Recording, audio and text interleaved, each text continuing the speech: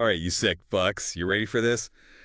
Let's just cut the crap and dive right into some juicy historical bullshit today. Sounds good to me. We're talking about William II, William II. Prince of Orange. This dude makes Prince Harry look like a goddamn saint. Yeah. One of our listeners wants us to go full Joe Rogan, Stephen Fry on this, so buckle up. It's going to be a wild ride. I'm ready. So, A royal asshat, if ever there was one. this guy is a royal asshat. You Yeah. got that right. Yeah. So, you want to give us a little bit of background on this this magnificent bastard? Oh, William II. History is just full of guys who thought they were hot shit. But this guy takes the cake. Born with the silver spoon so far up his ass, it's a miracle he could even breathe. All right, so let's rewind back to 1626. Okay. Lil Willie pops out. Yeah. Son of Frederick Henry, Prince of Orange. Mm-hmm. These guys were like the Dutch Kardashians, right? Rich, powerful, But the bread is hell. and inbred as hell. We're Yeah. talking top-tier privilege here. Yeah, and that privilege went straight to his tiny little head. His upbringing basically guaranteed a massive ego and a sense of entitlement. That would make a Kardashian blush. And you know what? This is important to understand, right? Because this shapes like every damn move this guy makes. Every damn move. Speaking of moves, let's talk about this guy's fucked up marriage. Oh, yeah. So at 15, he gets hitched to Mary, Princess Royal of England. Yep. And get this, she was 9. 9.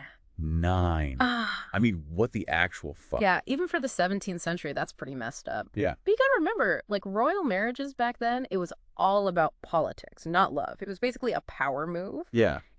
solidify ties between England and the Dutch Republic. So they're basically using these kids Pawns in their game. pawns in their Game of Thrones. Their Game of Thrones. So little Mary was basically like a Bargaining chip. Yeah. political bargaining chip. Poor girl. No wonder this guy grew up to be such a prick. Right. Uh, Did they at least wait? Did they even wait until she was Until she was legal. legal before? Yeah. Yeah.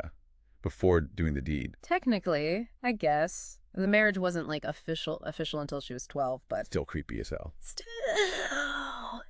it's creepy as hell. No way around it. All right, enough of the kitty stuff. Yeah. Let's talk about William's reign All right. as stadtholder, which is like the Dutch version of a king, Right. for, those of you who failed history class. Yeah. Apparently this dude threw a royal tantrum when the Dutch Republic wanted to make peace with Spain.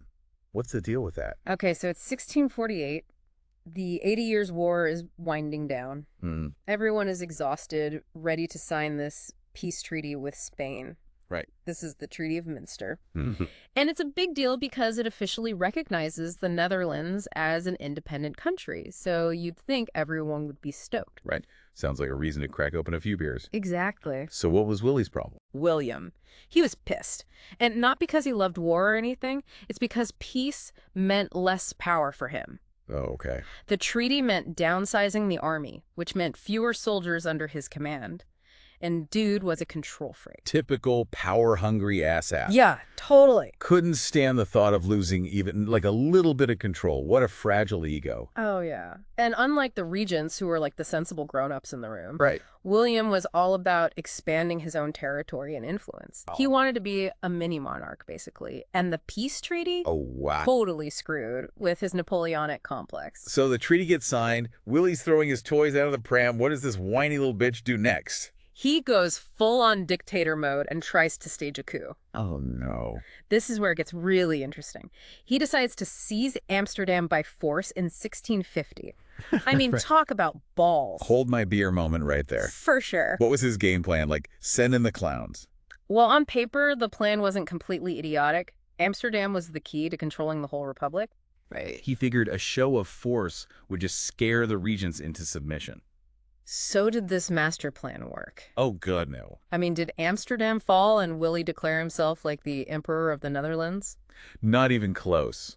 His cousin, Willem Frederick, he led an army of 10,000 to capture the city, but they got completely screwed by the weather. Oh. Massive downpour turned the whole thing into a muddy shit show. Sounds like karma was already starting to bite him in the ass. Yeah, you could say that. Although Amsterdam eventually agreed to, negotiate with William, Mm-hmm. it was more about protecting their trade than like bowing down to his demands. So the coup was a total flop. Total flop. What happens next in this train wreck of a life? Well, just a few weeks after his failed power grab at the ripe old age of 24, William catches smallpox. Get out of here. Are you serious? And let's be real, in the 17th century, smallpox was basically a death sentence. No fucking way. You're telling me this dude dies from a goddamn virus after all that bullshit? That's some poetic justice right there. It's definitely ironic. Yeah.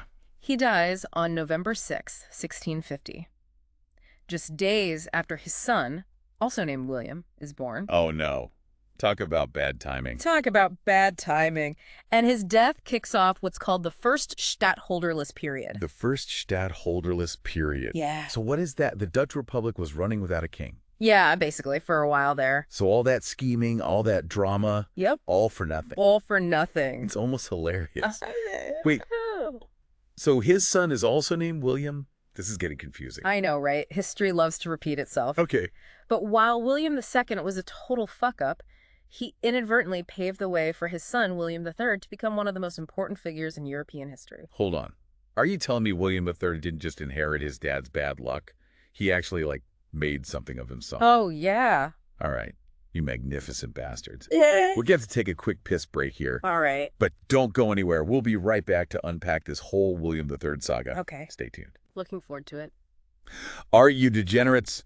We're back and ready to continue our deep dive into the batshit crazy world of William II, Prince of Orange.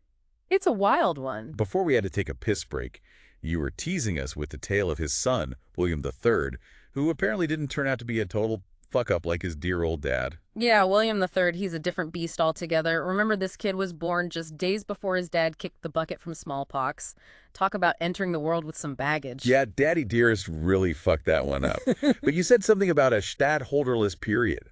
What the hell is that? Yeah. Did the Netherlands just decide to give anarchy a whirl? Not quite anarchy, but close. See, with William II gone, there was no clear heir to the stadtholdership. Right. And the regents were like, screw this monarchy bullshit, and decided to run the show themselves. They called it the first stadtholderless period, which, let's be honest, sounds a hell of a lot more sophisticated than let's wing it and see what happens. So no more Prince Pissy Pants calling the shots. I bet the regents were getting shit-faced celebrating. Yeah. Oh, I'm sure they were. But what about poor little Willie III? Was he just chilling in the corner sucking his thumb while the adults figured things out? Not exactly. While he was a kid, yeah, the regents were calling the shots, but William III had some powerful people in his corner. Okay. His mother, Mary, she was a fierce defender of the House of Orange. Oh, really? She basically raised him to believe he was the rightful heir and instilled in him this burning ambition to reclaim his family's power. So Mama Bear was ready to claw her way back to the top. You could say that. She saw how the regents treated her husband, and she was determined to ensure her son wouldn't suffer the same fate. Plus, let's be real, being the power behind the throne has its perks. Damn straight. Yeah.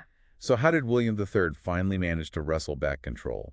Did he challenge the regents to a duel or something? Nah, he was smarter than that. He played the long game, patiently building alliances, waiting for the right moment to strike. So he was like a political ninja. Exactly. Biding his time in the shadows. All right, so he was playing 4D chess while the regents were playing checkers. Very much. When did his big break finally come?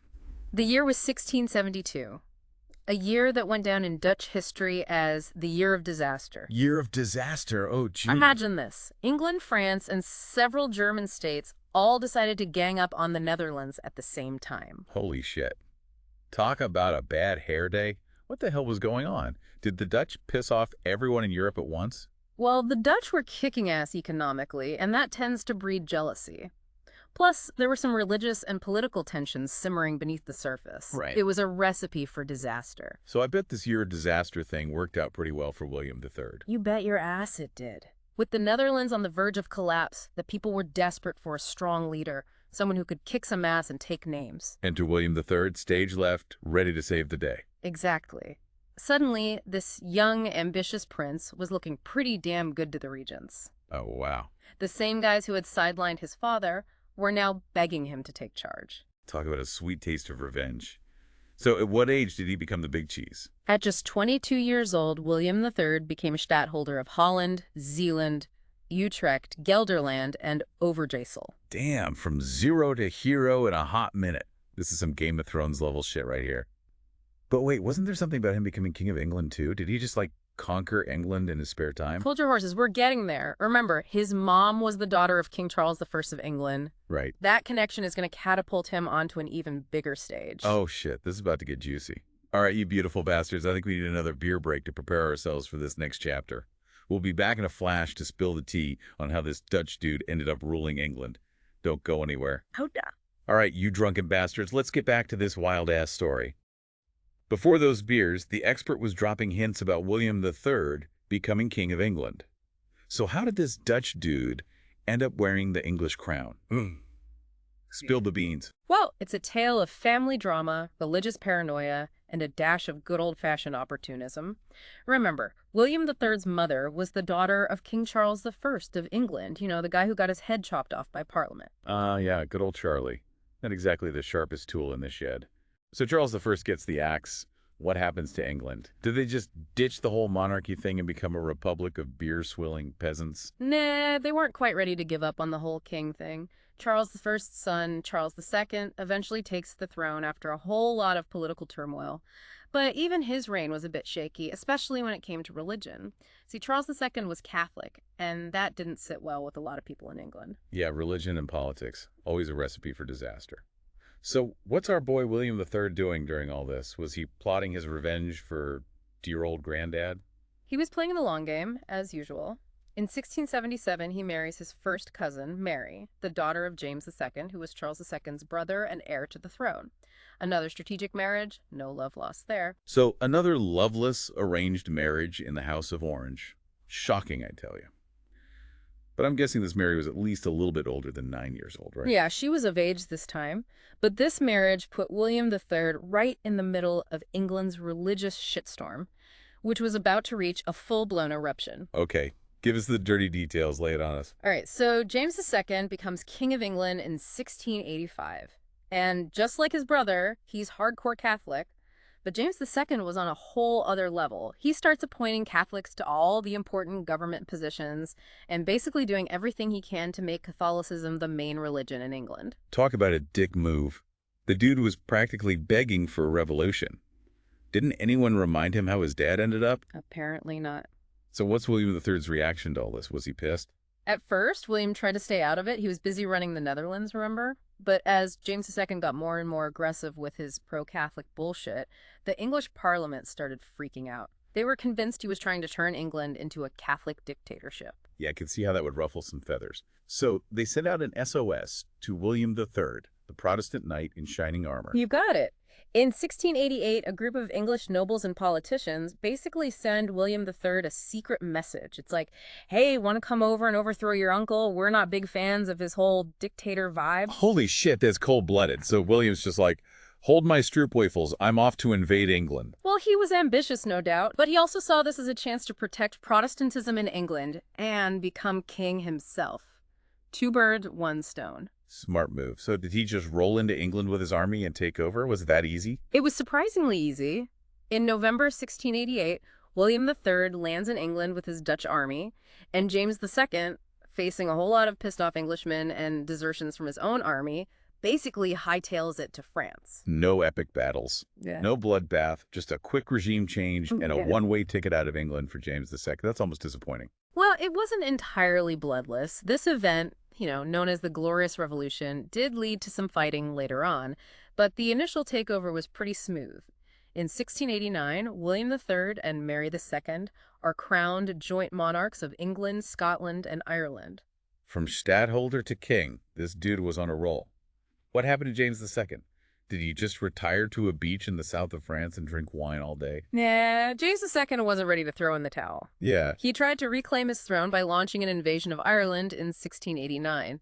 This led to a bloody conflict known as the Williamite War in Ireland. So much for the Glorious Revolution. Sounds like there was plenty of blood spilled after all. Yeah, it wasn't pretty, but in the end, William III's forces crushed James II, and he was defeated for good. So there you have it, folks, the story of William II and William III. One was a power-hungry asshat who died from smallpox after a failed coup, and the other was a patient, cunning strategist who became both stadtholder and king of England. Talk about a glow-up. I guess it just goes to show that even if your dad is a total fuck-up, you can still make something of yourself. And that sometimes history is just as fucked up and entertaining as any reality TV show. Well said, expert. And on that note, we're out of here. Thanks for joining us on this wild ride through history, you magnificent bastards. Until next time, stay curious, stay skeptical, and don't be afraid to tell history to go fuck itself every now and then. Peace out.